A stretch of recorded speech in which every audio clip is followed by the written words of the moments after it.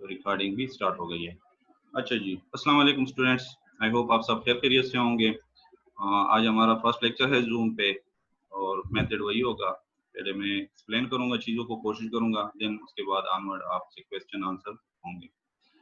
Advance networks का topic है, course है हमारा, और जो हमारा आज का टॉपिक है वो है राउटिंग एल्गोरिथम। प्रीवियसली हमने 3 राउटिंग प्रोटोकॉल्स पढ़ लिए थे। एक रिप पढ़ लिया था और उसके बाद फिर IGRP था, एंड देन उसके बाद हमारा जो था EIGRP। आज हमारा लेक्चर 15 वर्जन 4 है और राउटिंग एल्गोरिथम उनके ऑनवर्ड देखेंगे कि वो प्रोटोकॉल कौन से राउटिंग एल्गोरिथम को यूज़ करते हैं और कैसे फिर ना मैकेनिज्म चलाते हैं। तो सबसे पहले थोड़ा सा फिर रिवाइज कर लेते हैं राउटिंग एल्गोरिथम। राउटिंग क्या चीज़ है? Routing is the process of establishing the routes that data packets must follow to reach the destination। ठीक है, राउटिंग का बेसिकली मतलब यही है कि आप रूट्स को इस्टेब्लिश करते हैं। किस लिए? एक प्रोसेस है रूट्स इस्टेब्लिश करने का, ताकि एक जगह से दूसरी जगह आप पैकेट्स को या डेटा पैकेट्स को मूव कर सके। यानी ये एक लॉजिकली भी एक बात है, कॉमन सेंस की भी बात है कि आपके जहाँ एक जगह से दूसरी जगह अगर आपने जाना है तो पहले आप रूट इस्टेब्लिश करते हैं, रूट का तयन करते हैं, ठीक है, रास्ता बनाते हैं। देन उस रास्ते पे हम मूव करते हैं और एक जगह से दूसरी जगह हम अपना डेटा पहुंचा देते हैं। तो सेम एज आपके नेटवर्क्स पे भी होता है। नेटवर्क्स पे भी यही कॉन्सेप्ट है कि आप जब भी कोई डेटा एक्सचेंज करते हैं तो सबसे पहले आप राउटिंग करते हैं, उसकी प्रोसेस करते हैं ताकि रूट इस्टेब्लिश हो जाए। In this process a routing table is created which contains information regarding routes which data packets follow। ठीक है, और इसके तनाजुर में चूंकि ये एक कंप्यूटर्स हैं, मशीन्स हैं, हार्डवेयर चीजें हैं, तो इनमें इनमें डेटा को सेव रखना पड़ता है। जैसे हमारे अंदर हमारी मेमोरी है, हम उसमें अपने डेटा को सेव रखते हैं कि कहाँ से कहाँ तक जाना है और किस रास्ते से जाना है।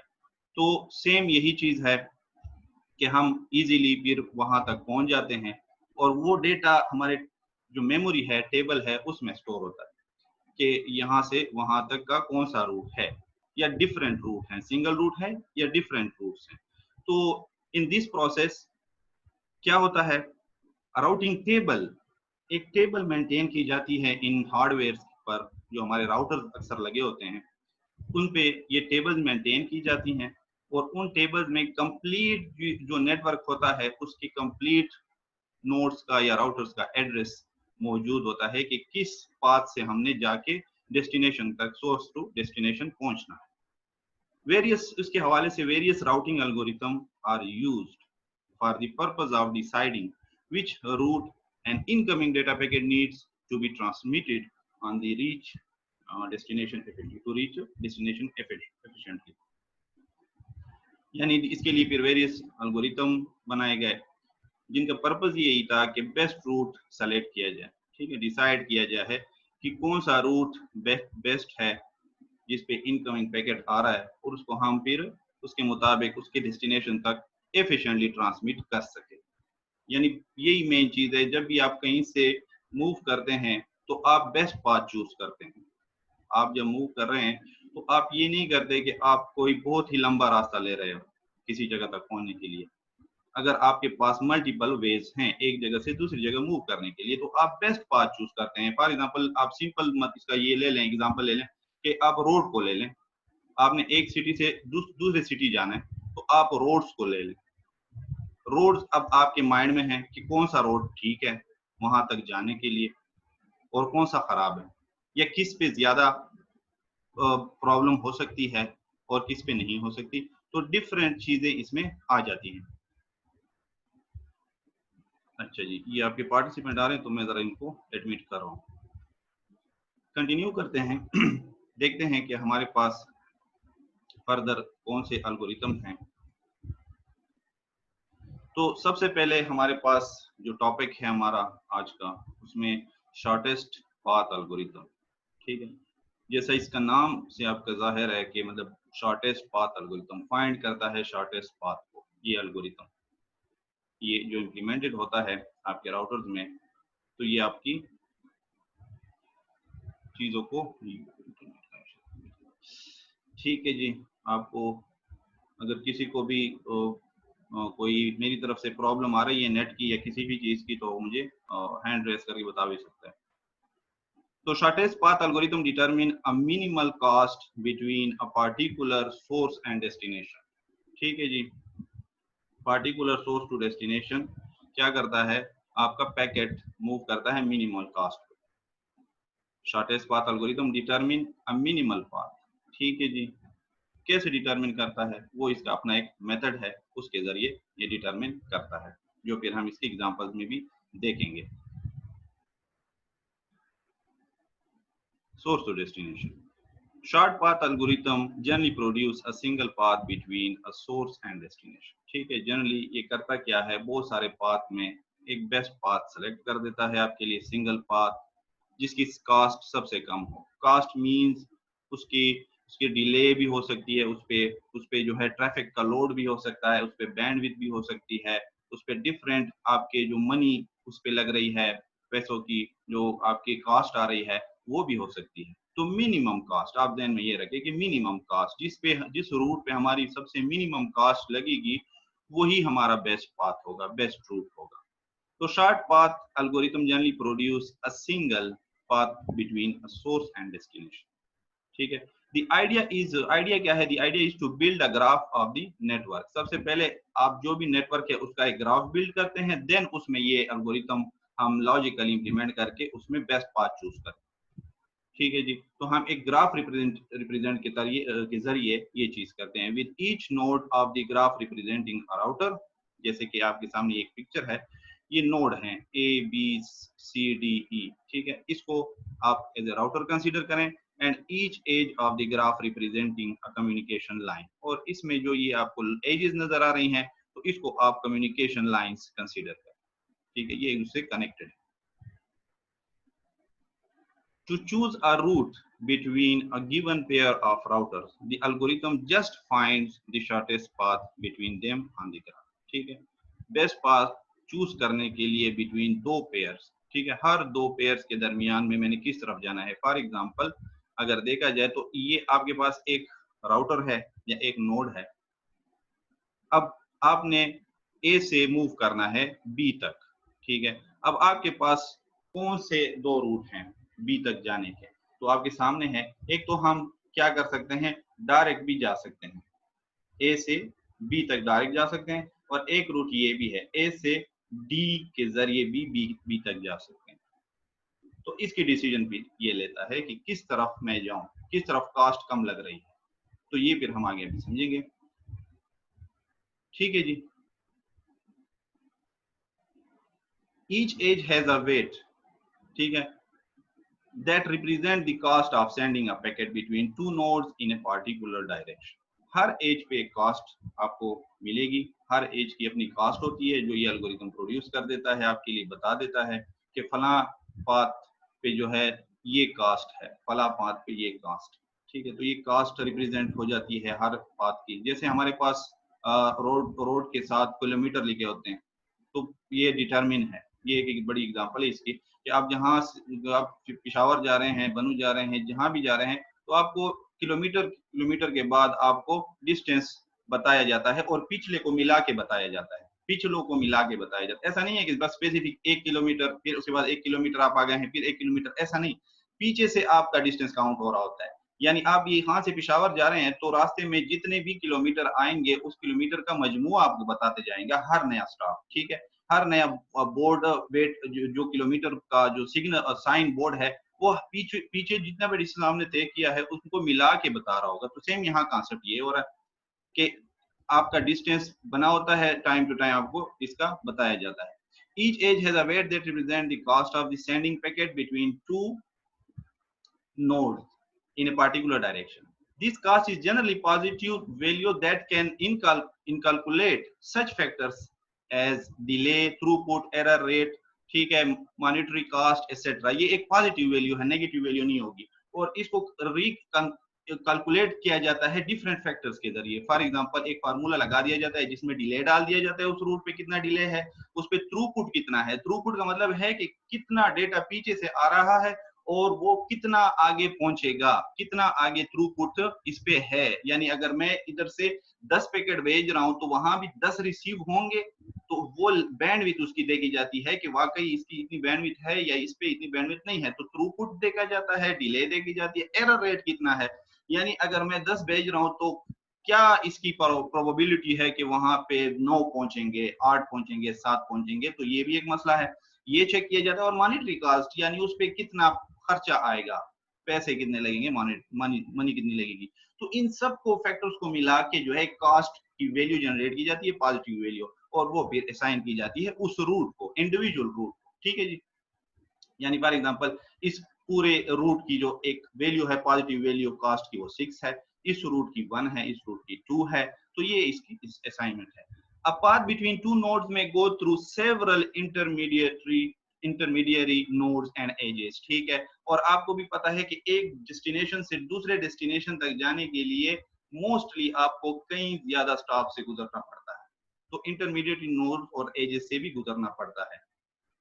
The objective in shortest path algorithm is to find a path between, ठीक है, between two nodes।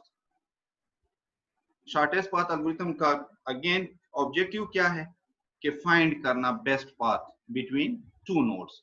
अब दो नोड्स के दरमियान में बेस्ट पाथ का क्या मतलब है, यानी ए से दो डायरेक्ट रूट निकली हुई हैं, दो डायरेक्ट रूट, इसके एडजेसेंट दो रूट निकले हुए हैं ए से, तो इस पे अगर ये आता है तो इसका 1 रुपए लगता है, 1 रुपए का खर्चा होता है, और इस पे ये जाता है तो 6 रुपए का खर्चा होता है। तो ये इन दोनों में से किसको चुनेगा, ये इस साइड को चुनेगा। डेफिनेटली इसको पता है कि इधर मेरे 6 रुपए लग रहे हैं, इधर मेरे 1 लग रहे हैं, आगे का अल्लाह मालिक है, यहाँ तो मेरा 1 रुपया लग रहा है ना, वहां पे 6, उससे आगे का अल्लाह मालिक है। तो ये जो है अब हर नोड ऐसा करता है। तो डी क्या करेगा, डी इस साइड पे देखेगा, सामने देगा इससे डायरेक्ट लिंक कितने निकले हैं और इससे डायरेक्ट लिंक कौन से निकले हैं। तो ये इन तीनों में पे डिसाइड करेगा, क्योंकि इसको पहले से डिसाइड किया हुआ है, ये डिसाइड हो गई है कि इस तरफ वापस नहीं जाना, बस ए से मेरी तरफ बात आ गई है। अब डी डिसाइड करेगा मैंने किस तरफ जाना है।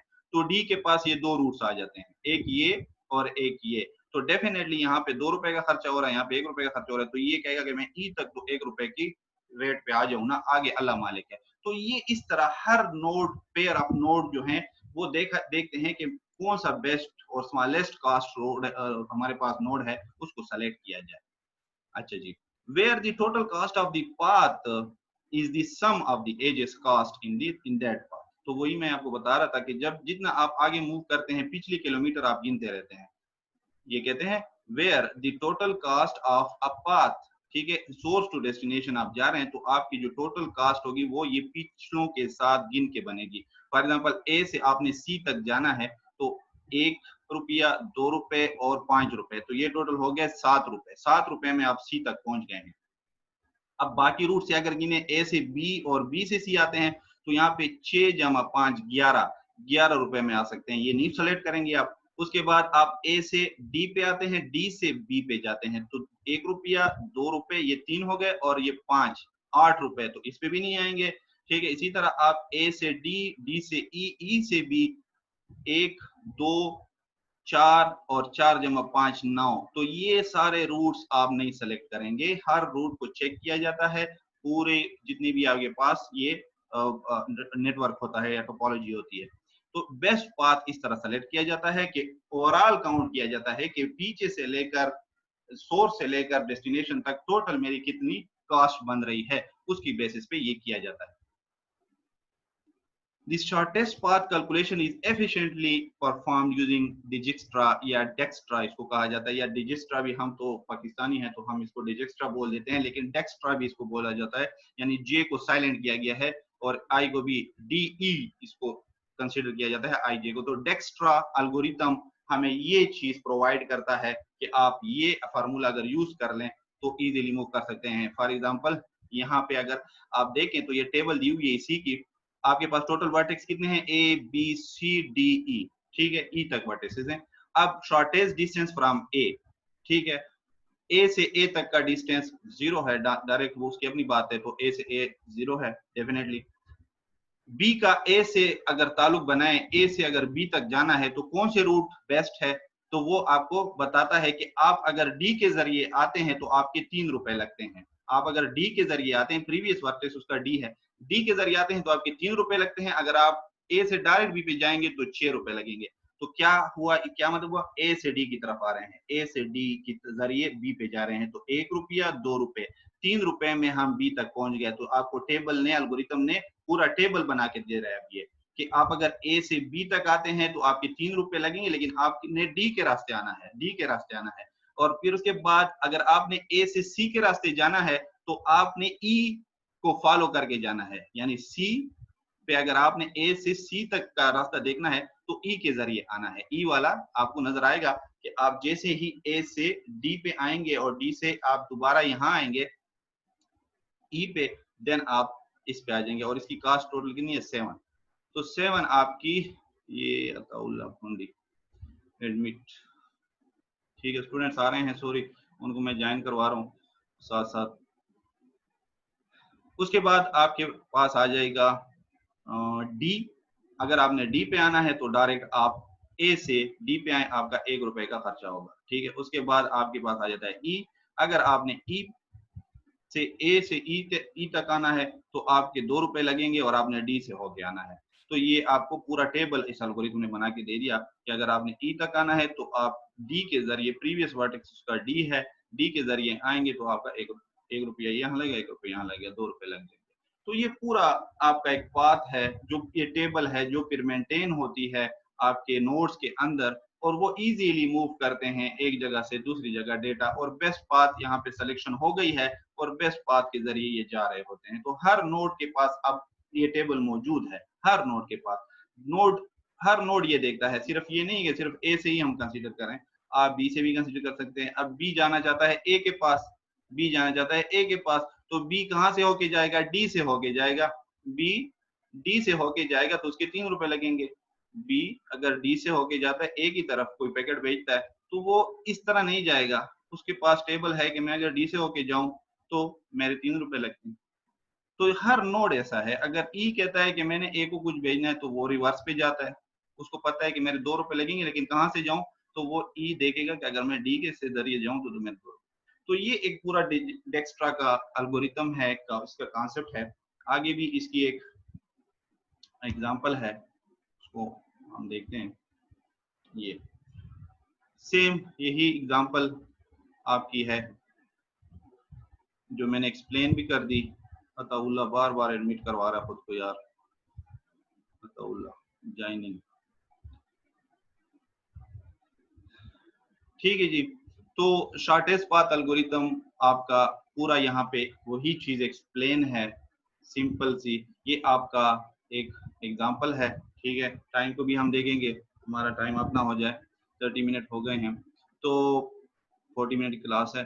तो ये हो गया हमारा एक एल्गोरिथम, सॉरी एक ग्राफ हो गया, रूट्स बने हुए हैं उस पे कास्ट मिली हुई है उनको। आपने ये करना है कि उसको जरा समझना है। सेम वही चीज है कि आपने सबसे पहले ए को लॉक कर देना है, ए से हमने स्टार्ट लेना है, फॉर एग्जांपल डी तक जाना है। तो ए से डी तक कैसे पहुंचे, ए से डी तक, ठीक है, ए से डी तक कैसे पहुंचेंगे। तो ये अब आपने रूट बेस्ट पाथ सेलेक्ट करना है। आसान तरीका ये है कि आप कास्ट गिने, अगर आप इस तरफ से जाते हैं 2 रुपए लगते हैं बी तक, इस तरफ से जाते हैं 6 रुपए लगते हैं, तो इसको आप नहीं सेलेक्ट करेंगे, आप इसको पहले सेलेक्ट कर लें, 2 रुपए वाले को, इसको सेलेक्ट किया, बी पे आ गए। अब बी से आप 2 कनेक्टेड है बी के पास, बी से सी और बी से ई, तो यहाँ पे 2 रुपए हैं, यहाँ पे 7 रुपए हैं, तो ये डायरेक्टली यहाँ आ जाएगा आपका पैकेट, ठीक है। ये डिस्ट्रीब्यूशन पाथ बन जाएगा। उसके बाद आप इस तरफ देखें और फिर इस तरफ देखें, तो यहाँ पे है 1 रुपीज आपकी लग रही है, यहाँ पे है 2 रुपीज लग रही है। तो क्या करेंगे आप आएंगे तो इस तरफ, आप इस तरफ ही आएंगे, लेकिन आप जब यहाँ से मूव करेंगे जी से आप मूव करेंगे तो आपको थोड़ा सा एक चीज फील होगी कि यहाँ पर आते हुए इसकी कास्ट इस एफ से ज्यादा हो जाएगी, यहाँ पे कास्ट एफ से ज्यादा हो जाएगी। तो आप ऑटोमेटिकली यहाँ से रिवर्स गियर लगाएंगे और यहाँ पे आ जाएंगे। जो यहाँ पे सारा कुछ एक्सप्लेन है, आप इसको देख लेंगे तो आपको 1 बाय 1 समझ आएगी। पहले हमने क्या किया, सारी कास्ट को इन्फिनिटी कर दिया, सिर्फ उनको छोड़ दिया जो ए के साथ कनेक्टेड है, बाकियों को इन्फिनिटी कुछ भी नहीं लिखा। देखिए यहाँ पे मैंने कास्ट लिखी हुई है और कहाँ से होके आना है, ए से आना है।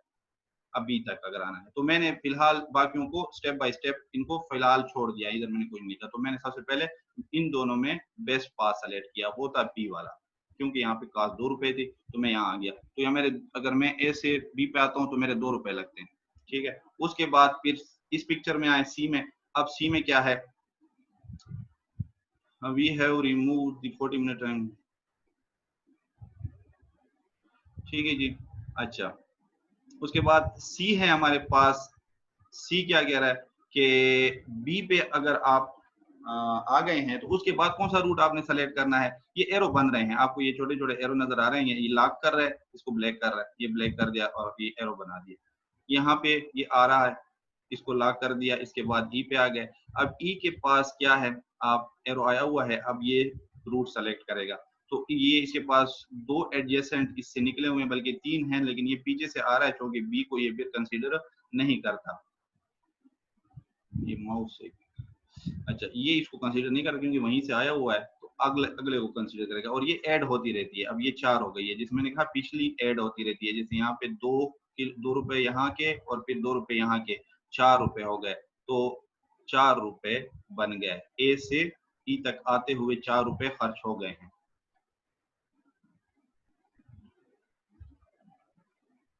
अच्छा जी, उसके बाद आपका देखा जाएगा नेक्स्ट स्टेप। नेक्स्ट स्टेप में ई पे आए हुए हैं, तो ई से अब मूव होना है हमने या एफ की तरफ या जी की तरफ। तो चूंकि यहाँ पे कास्ट कम है, यहाँ पे ज्यादा है, तो हम जी की तरफ आ जाते हैं और कास्ट में इजाफा हो जाता है, यानी 4 रुपए जमा 1।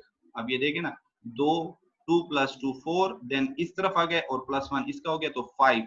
अब यहाँ पे 5 हो गया है, यानी जी तक अगर आएंगे तो ई से होके आए हैं और हमारे 5 रुपए खर्च हो गए। अब यहाँ से मूव करना है, अब सारी बात यहाँ पे है, ठीक है, सारी बात यहाँ पे है। यहाँ से हमने देखना है कि हमने किस तरफ जाना है।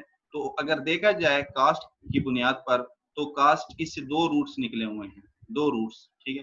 तो यहाँ से तो ये आया हुआ है, इसकी कास्ट भी कम है और यहाँ कास्ट भी ज्यादा है, लेकिन यहाँ से ये भी नहीं हुआ।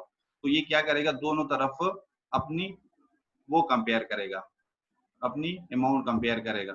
जैसे यहाँ पे इसने की हुई थी, यहाँ पे जब ई नीचे आया था तो इसने दोनों तरफ कास्ट कंपेयर की। यहाँ इसके 6 रुपए लग रहे थे, किस तरह 6 रुपए लग रहे थे, 2 + 2 + 2, इस तरफ से अगर जाता है तो 6 रुपए एफ तक, और इस तरफ से आते तो 5 रुपए, इसलिए ये फिर नीचे आ गया था। तो यहाँ पे आपको 6 इसलिए नजर आ रहा है, 6E। अगर आप ए से एफ तक आते हैं तो आपके 6 रुपए लगते हैं और ई के जरिए आएंगे। लेकिन चूंकि यहाँ से जब इसने कास्ट कंपेयर की तो यहाँ पे 9 रुपीज हो गए, 9 रुपीज। तो 9 रुपीज को जब देखा गया तो 6 के मुकाबले में 9 रुपए बहुत ज्यादा हैं। अगर हम इधर से जाते हैं डी तक, अगर हम ये रूट अपनाते हैं तो हमारी कास्ट बहुत ज्यादा हो रही है, तो ये इसको यहाँ पे रिवर्स कर देगा और वापस इस रूट पे चला जाएगा। इसलिए फिर एरो यहाँ आया है, एरो यहाँ आया, देन अगेन कंपैरिजन होगी। यहाँ पे आप देख रहे हैं 3 है, यहाँ पे 2 है, तो ये इस साइड पे आएगा, ठीक है, ये आ गया इस साइड पे, और 6 के अंदर 2 और जमा हो जाएंगे, ये वाला खर्चा आ जाएगा 8 रुपए, और 8 जमा 2 10 रुपए। तो 10 रुपए में इस तरफ से पहुंच जाता है ये। अगर आप उस तरफ से जाते हैं तो उस तरफ से कास्ट ज्यादा हो जाती है, 6 जमा 3, ठीक है, 9, 9 जमा 3 आपके कितने हो गए, 12 रुपए। तो वहां से 12 रुपए होते हैं, यहाँ से 10 रुपए होते हैं। तो डेफिनेटली ये रूट फिर फाइनल हुआ, ए से बी, फिर ई, फिर एफ, फिर एच और फिर डी। तो ये कंप्लीट इसकी वो एल्गोरिथम का समरी है और ये सब कुछ इसमें आ गया। अब क्लासिफिकेशन है हमारे पास, टाइम शायद हमारा 5 मिनट्स हैं, 6 मिनट्स। क्लासिफिकेशन है हमारी, shortest path algorithm can be divided into 2 classes, यानी distance vector routing and link state routing. Distance vector routing को ऑलरेडी हमने पढ़ लिया था और फिर दोबारा मैं उसको रिवाइज कर रहा हूँ, पिछली बार भी हमने उसको देख लिया था। It is dynamic routing algorithm in which each router computes distance between itself and each possible destination, that is its immediate neighbor। अपने नेबर से वो अपने तक का रूट फाइंड आउट करता है ये एल्गोरिथम, ठीक है जी। इजी है कि वो अपने से अपने नेबर तक का itself and each possible destination, that is its immediate neighbour जो होते हैं, जो उसके अपने नेबर होते हैं, उस तक का वो ये करता है। जैसे ये फर्स्ट टेबल है तो x के इमीडिएट नेबर्स कौन है, y है और z है, तो इसने अपने पास बता दिया, ये डेटा डाल दिया कि x से x तक का जो भी है कास्ट है 0 है, x से y तक की कास्ट 1 है, x से z तक की कास्ट 5 है, जो आपको यहाँ पे नजर आ भी रही है। तो the router share its knowledge about the whole network to its neighbor, ठीक है, and accordingly updates table based on its neighbor, ठीक है। the router share its knowledge about the whole network, her router जो है वो complete knowledge network का share कर रहा होता है अकॉर्डिंगली, और अपने टेबल को अपडेट कर रहा होता है नेबर टेबल के बेसिस पे। यानी अब ये अपना पैकेट इसको भी भेजेगा, अब इसमें इसने पूरा डेटा x से y और y से z सारा डेटा इसमें लिखा हुआ है, ये सारा इधर चला जाएगा, ये पैकेट वापस इसको अपना भेज देगा, ये पैकेट इसको भी भेज देगा, ये पैकेट अपना इसको भेज देगा, तो एक दूसरे को पैकेट सारे भेजते रहेंगे पूरे नेटवर्क। अब इनके तीन का मिला के एक नेटवर्क बना हुआ है, तो तीनों लगे हुए हैं एक दूसरे को पैकेट भेज रहे हैं, और आखिर में इनका ये टेबल बन जाएंगे, टेबल और अपडेट हो जाएंगे। अब फॉर एग्जाम्पल यहाँ पे जैसे मैंने कहा कि x से x तक का रास्ता 0 है, अगर x से y तक जाते हैं तो 1 है, अगर x से z तक डायरेक्ट जाते हैं तो 5 है। लेकिन यहाँ पे अगर आपको नजर आए तो z की वैल्यू 3 हो चुकी है। कैसे 3 हुई है? अगेन पिछले हमने डेक्स्ट्रा का एल्गोरिथम जैसे पढ़ा के बेस्ट रूट चुना है उन्होंने कास्ट देखी यहाँ है 5, और अगर हम इस जरिए आते हैं तो हमारी कास्ट है 3 रुपए, यानी यहाँ पे 1 रुपया, यहाँ पे 2 रुपए। अगर हम y के जरिए z तक जाते हैं तो ये, तो बेस्ट पाथ सेलेक्ट हो गया, आपको पता चल गया, आपका टेबल अपडेट हो गया। तो ये इसका मेन आपके पास पर्पस है कि आपके पास ये अपडेट होता रहता है। The sharing of information with the neighbor take place at regular interval, ये रेगुलर इंटरवल के साथ हो रही होती है। जैसे मैंने कहा कि पहले ये चीज थी 5 था, अब यहाँ पे 3 हुआ पड़ा है, इस तरह बाकियों में भी डेटा चेंज हुआ पड़ा होता है। स्टूडेंट्स अताउल्ला को शायद प्रॉब्लम हो रही है आने में। It make use of Bell-Manford algorithm for making routing table, ठीक है, ये algorithm यूज करता है और उसके जरिए ये फाइंड आउट करता है। प्रॉब्लम इसमें क्या आती है? count to infinity problem which can be solved by splitting horizon, ये आगे मैंने इसको एक्सप्लेन किया हुआ है, इसको देख लेते हैं। count to infinity प्रॉब्लम क्या है?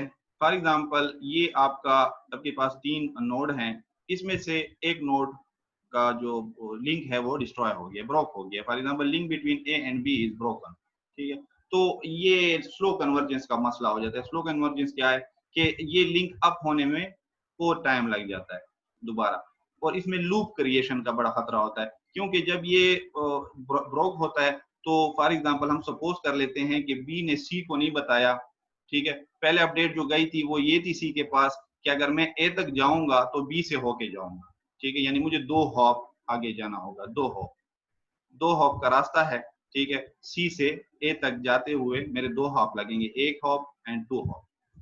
अब इसके पास ये टेबल में पड़ा हुआ है, लेकिन बी और ए का ताल्लुक खत्म हो चुका है, उस तरफ कोई भी नहीं है, तो ये क्या करेगा? ये तो टेबल शेयर करते रहते हैं एक दूसरे से, तो ये तो उसको अपने टेबल में मिठा देगा, लेकिन सी के टेबल में तो यही पड़ा है कि 2 हॉप का फासला है और ए तक पहुंचने में, तो ये अपना टेबल जो है कुछ इंटरवल के बाद बी को सेंड कर देगा। ये बात समझे, कुछ इंटरवल के बाद ये अपना टेबल जो प्रीवियस हम पढ़ रहे थे वो सेंड कर देगा बी को। उसमें लिखा होगा कि 2 हॉप का फासला है, ठीक है, 1 हॉप ये है और 2 हॉप ये, ठीक है, तो 2 हॉप का फासला है, उस पे ए पड़ा हुआ है। बी क्या समझेगा? बी समझेगा शायद सी से कुछ और रूट्स निकले हुए हैं, सी से कोई बाहर कोई 2 और रूट हैं जिससे जरिए अगर हम जाएं तो हम ए तक पहुंच सकते हैं। सी इसको वही इसके वाला ही इस टेबल भेजेगा कि आपने तो बताया था कि ये बात है, तो वो क्या करेगा? बी समझेगा कि शायद सी से कुछ 2 हॉप निकले हुए हैं, 2 रास्ते हैं, उन रास्तों से अगर जाए तो हम ए तक पहुंच सकते हैं। मेरे साथ तो ए का ताल्लुक खत्म हो गया है, किसी वजह से कोई लाइन ब्रेक हो गई है, लेकिन सी के साथ अभी 2 रास्ते हैं, उनके जरिए 2 हॉप का रूट है, उसके जरिए हम पहुंच सकते हैं। तो बी अपने टेबल में एक रूट ये गिनेगा और 2 हॉप रूट और गिनेगा, तो टोटल 3 हॉप रूट का, यानी 3 हॉप्स का 3 पुल समझ लें, 3 पुलों का डेटा रख लेगा कि अगर मैं 3 स्टेप जाऊंगा, 3 पुल ब्रिजेस क्रॉस करूंगा तो मैं ए तक पहुंच जाऊंगा। तो ये एक गलत इंफॉर्मेशन है। फिर ये थोड़े इंटरवल के बाद ये 3 हॉप का जो डेटा है टेबल है ये वापस इसको कुछ इंटरवल के बाद भेजेगा, ये भी उसमें पागल हो जाएगा कि मेरे से तो 2 हॉप का रास्ता था, अब 3 कैसे हो गया, तो ये फिर 3 कर देगा, अपडेट कर देगा।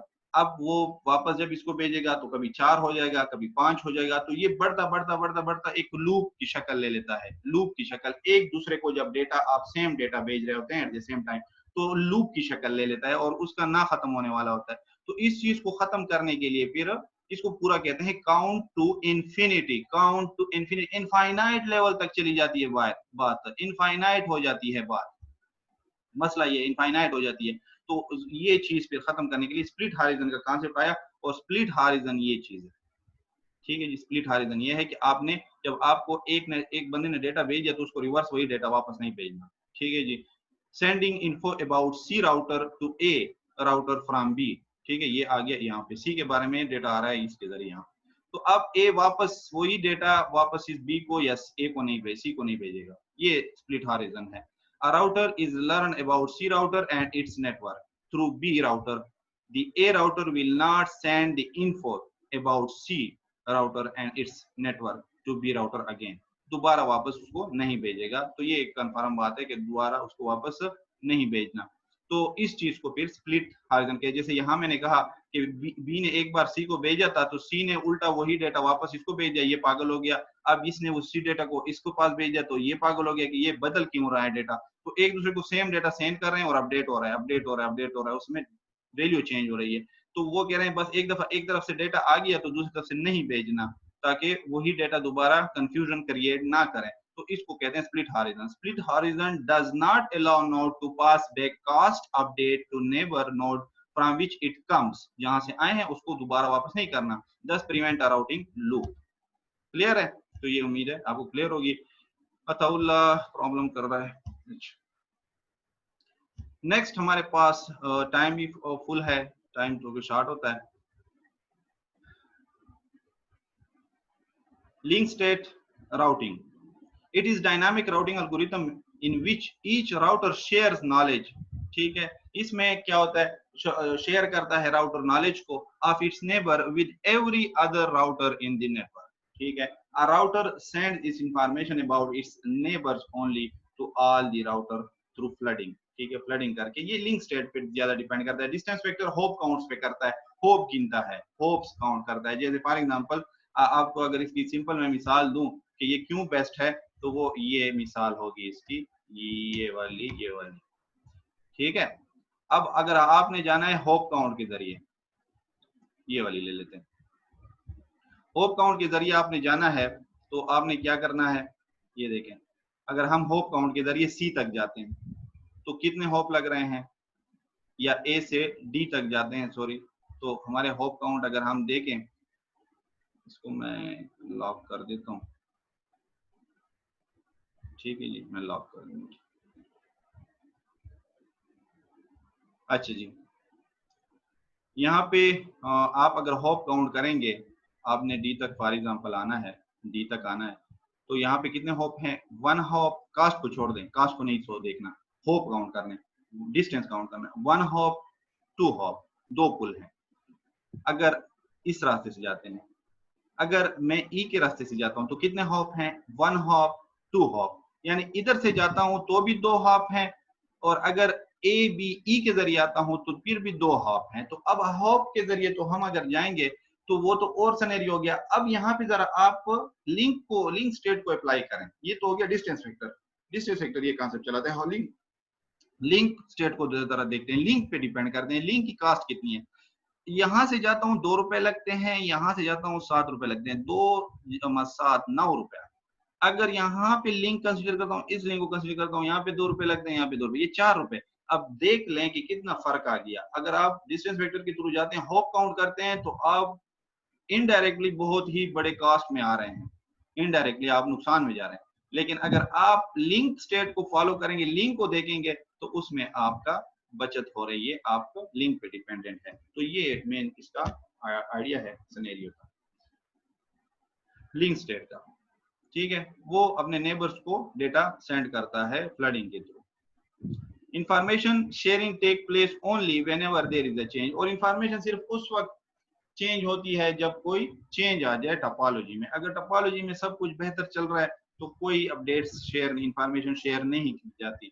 सिर्फ उस वक्त इंफॉर्मेशन शेयर की जाती है जब कंप्लीट नेटवर्क में टोपोलॉजी में चेंज आती है। जबकि डिस्टेंस वेक्टर में रेगुलर इंटरवल की बेसिस पे टेबल्स भेजे जाते हैं, बार बार टेबल अपने नेबर्स को भेजे जाते हैं।